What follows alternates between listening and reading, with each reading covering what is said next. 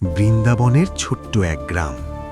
সকালবেলার রোদ জানালা দিয়ে ঢুকছে, আর সবার অজান্তে একটা দুষ্টু চোখ জলজল করছে।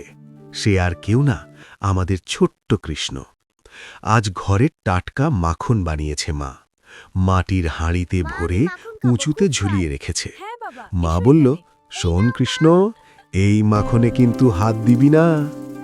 কৃষ্ণ দূর থেকে হাঁড়ির দিকে তাকিয়ে রইল, ঠোঁটে ছোট্ট হাসি। ধীরে বলল, হাত দেব না, কিন্তু একটু খেলে দোষ কি।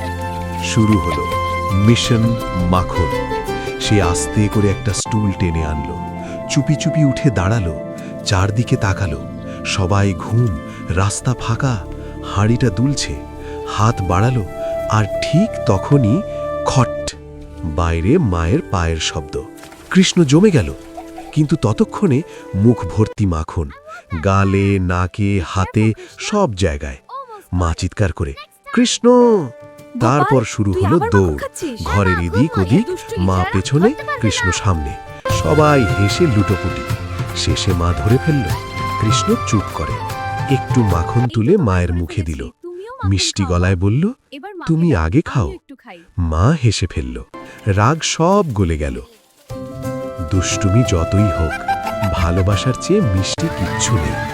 আমাদের ছোট্ট মাখন চোর আসলে সবার মন চোর।